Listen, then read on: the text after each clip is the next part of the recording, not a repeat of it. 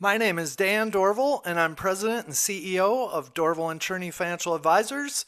I am an independent certified financial planner and author of my book, Financial Success for the Rest of Us, Reality-Based Financial Planning for Mainstream America.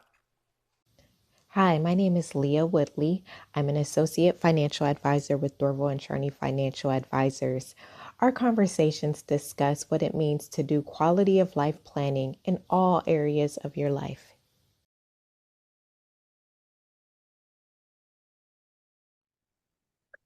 Dan, when it comes to financial planning, everyone wants to talk about investing and taxes and retirement. But at the core of financial planning, cash management must be established. So I would like to talk about the cash management chapter of your book. So the chapter opens with a bold statement, and you say, if you master cash flow, all your other financial decisions become amazingly easy. Why do you believe cash flow management is more important than investment selection for most people? Well, at its core, if somebody that comes and sees us is consistently living within their means, they're going to be financially successful. And I don't care what their means are. I don't care how much money they have. I don't care about any of those types of things. If their idea of quality of life allows them to consistently live within their means, which means they're able to save consistently over a long period of time, they are going to be financially successful. It is not based on how much their investments return, how optimized their taxes were, or anything like that.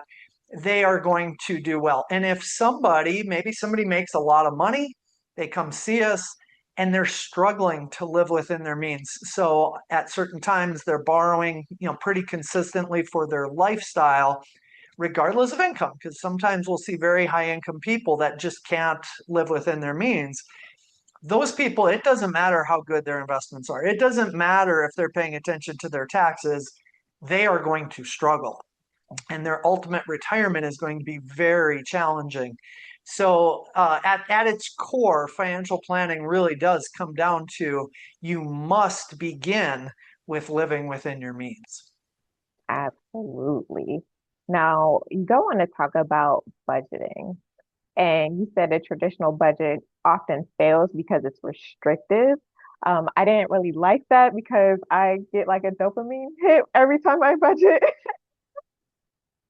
About that. Talk about why you feel it's restrictive. And what's the difference between a budgeting mindset and the cash management system that you do recommend? So, not everyone gets a dopamine hit when they're talking about budgeting. I can tell you, I definitely do not. And so, we equate that essentially to the idea of dieting. I mean, if Hmm. I tell you you can't eat the things that you want to eat, okay, you're going to want those things more. So if somebody has a scarcity mentality where somebody tells them you can't have it, it's Hmm. human nature that we will generally want it more. Okay. Okay. Now, living in an abundance mentality means that if we now express our personal values based on quality of life and we say, okay, yes, I'm expressing some discipline in regard to what I eat or what I do, in this case, our spending. If I consistently express discipline, it now becomes a habit. And if the habit is strong enough, we don't get those cravings anymore. And this is where, like a consistent diet where you eat things, maybe you have a lot of food, but that food just happens to be a little bit healthier than, just eating cupcakes all day or something like that. What'll Hmm. happen is your metabolism will kind of stabilize and you don't crave all of the other things that maybe aren't that good for you. It's the same thing with spending. So Hmm. it sounds easy, and there are certainly lots of people out there telling you what you need to do or what you should do or whatever. But in this case, it comes back to that expression of personal values and the habits that we create are daily habits. So a lot of Hmm. times you'll see advisors debate things like, "Oh, well, you shouldn't go to Starbucks and pay, $6 for a coffee drink or something like that. You could make it at home for way less than that." And that might be true, don't get me wrong. But if I really love that particular thing and it brings me quality of life, I don't have a problem with you spending money on it. But Mhm. there are limited resources for most people that we help. And so it's an expression of your values. Now, if I can find a way to save money on these things that still bring me quality of life. So let's say I could get that same Starbucks for, $4 instead of $6 through something. I make a decision to do that. I'm still getting the same value, the same thing, but I'm getting it at a lower cost. Now I get to that expression of quality of life, and it becomes a habit that I get the quality I want, but I get it at a lower cost because I'm paying attention. The people who are not intentional about their purchases tend to pay the most and don't get the quality that they actually want out of life. That is so good. Thank you for clarifying that and explaining your intentions behind that. When it comes to married couples, we talk about this in our meetings, you've written about it in your book, but you suggest having a joint account for shared expenses and separate accounts for discretionary spending. How does that approach help to reduce money conflicts and strengthen a relationship? Yeah, it's a great question because, in a marriage, you're talking about two people who may have some different values in regard. They've had a different life experience. They've seen things in a different way. They have a different perspective. So you might have two people who are very aggressive savers. You might have two people who are very aggressive spenders, or you might have a saver and a spender.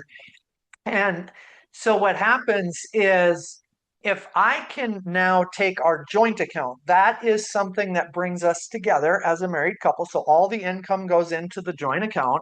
We pay all of the shared bills from that. So if we're talking about we have a mortgage, maybe we have car payments, maybe we have saving goals, we're buying food, gas, whatever. And so we have these common bills that are associated with housing and transportation and food.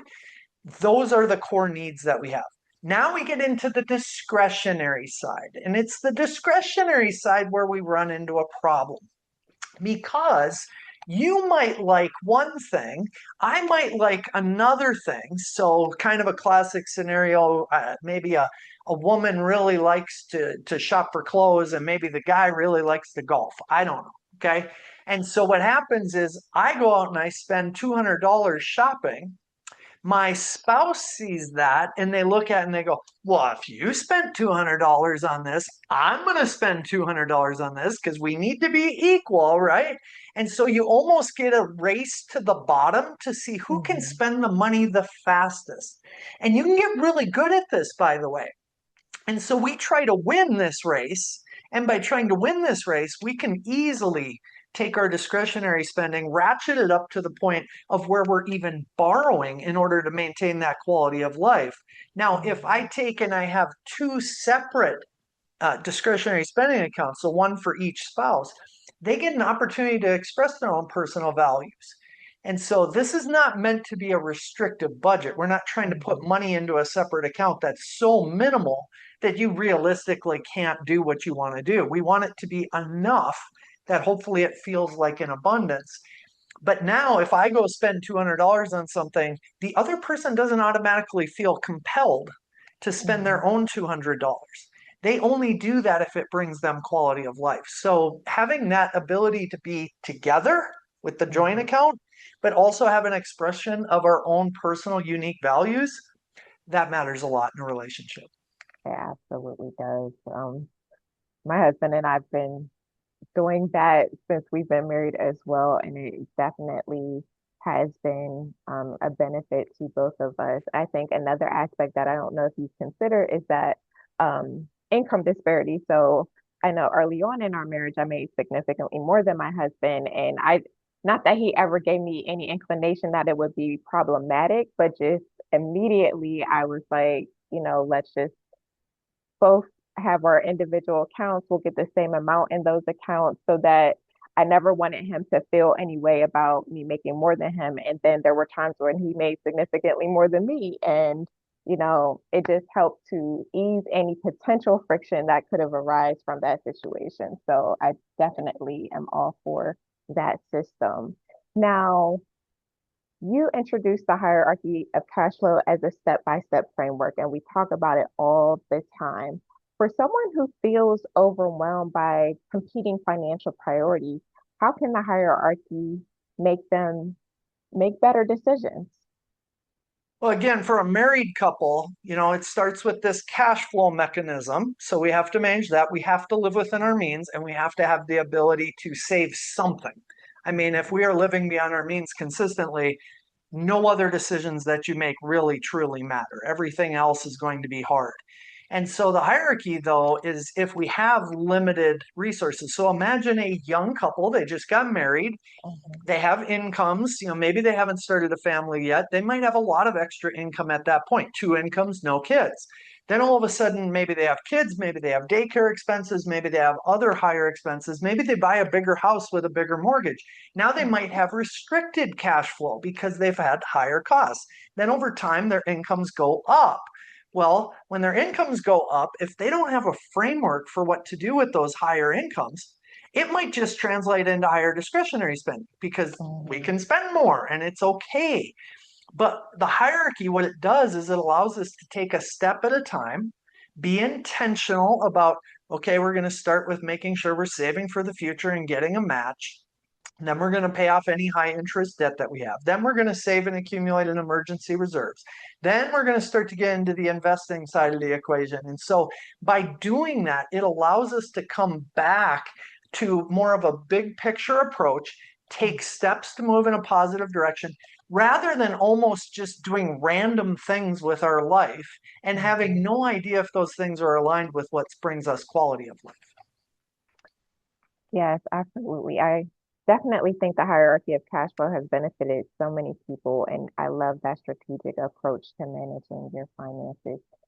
Is there anything else you want to add about cash management?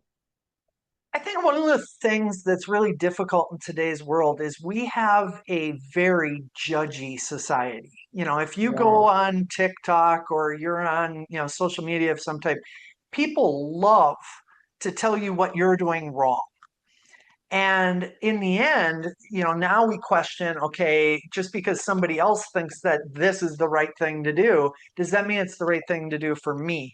And we really get challenged with maybe fear of missing out, or, we feel like we're somehow doing something wrong. We will have people ask us all the time, am I doing smart things? Am I doing, Mhm. like, what is everybody else doing? Yeah. And we look at that and we go, well, hold on a second, you're a different person. And just because somebody online, or maybe Dave Ramsey, or other famous people that tell us what we need to be doing, maybe they're different than us, and it's okay for me to do something different as long as it's in alignment with my quality of life. Having the confidence to be able to make those types of decisions is getting harder and harder in our society.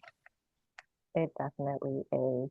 It's important that we are clear on our own values, priorities, motivations, and goals, and not focus on the noise and what everyone else is doing.